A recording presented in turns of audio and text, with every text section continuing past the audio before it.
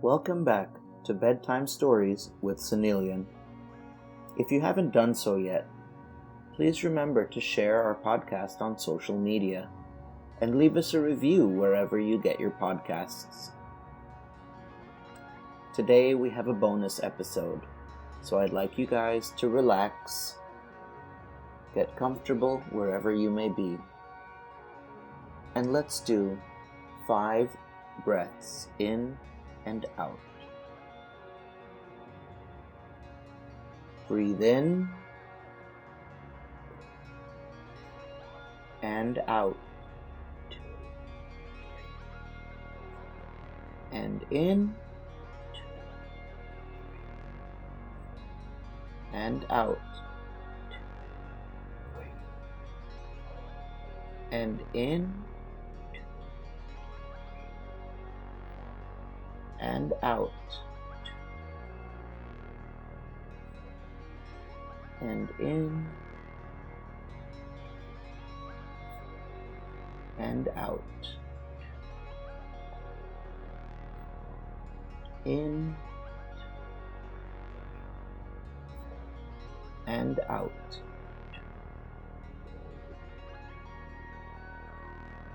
Tonight's story is called By the Almshouse Window. Near the grass-covered rampart which encircles Copenhagen lies a great red house.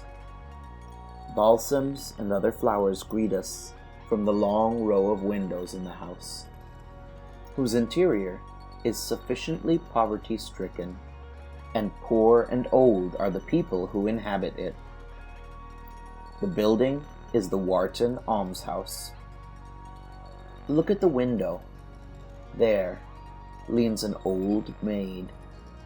She plucks the withered leaf from the balsam and looks at the grass-covered rampart on which many children are playing. What is the old maid thinking of? A whole life drama is unfolding itself before her inward gaze. The poor little children, how happy they are! How merrily they play and romp together! What cheeks and what angels' eyes! But they have no shoes nor stockings. They dance on the green rampart, just on the place where, according to the old story, the ground always sank in, and where a sportive, frolicsome child had been lured by means of flowers, toys, and sweet meats into an open grave ready dug for it, and which was afterwards closed over the child. And from that moment, the old story says, the ground gave way no longer. The mound remained firm and fast, and was quickly covered with the green turf. The little people who now play on that spot know nothing of the old tale, else would they fancy they heard a child crying deep below the earth, and the dewdrops on each blade of grass would be to them tears of woe. Nor do they know anything of the Danish king who here, in the face of the coming foe, took an oath before all his trembling courtiers that he would hold out with the citizens of his capital and die here in this nest. They know nothing of the men who have fought here, or of the women who from here have drenched with boiling water the enemy, clad in white, and biding in the snow to surprise the city. No, the poor little ones are playing with light, childish spirits. Play on, thou little maiden. Soon the years will come. Yes, those glorious years. The priestly hands have been laid on the candidates for confirmation. Hand in hand they walk on the green rampart. Thou hast a white frock on. It has cost thy mother much labor, and yet it is only cut down for thee out of an old larger dress. You will also wear a red shawl. And what if it hang too far down? People will only see how large, how very large it is. You are thinking of your dress, and of the giver of all good.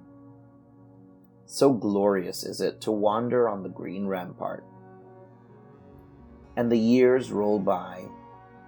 They have no lack of dark days.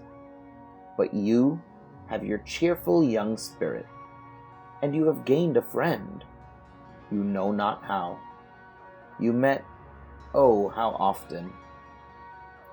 You walk together on the rampart in the fresh spring, on the high days and holidays, when all the world come out to walk upon the ramparts, and all the bells of the church steeples seem to be singing a song of praise for the coming spring. Scarcely had the violets come forth, but there on the rampart, just opposite the beautiful castle of Rosenberg, there is a tree with the first green buds. Every year, this tree sends forth fresh green shoots. Alas, it is not so with the human heart. Dark mists, more in number than those that cover the northern skies, cloud the human heart. Poor child! Thy friend's bridal chamber is a black coffin, and thou becomest an old maid. From the almshouse window, behind the balsams, thou shalt look on the merry children at play, and shalt see thine own history renewed. And that is the life drama that passes before the old maid while she looks out upon the rampart, the green, sunny rampart, where the children, with their red cheeks and bare, shoeless feet, are rejoicing merrily, like all the other free little birds.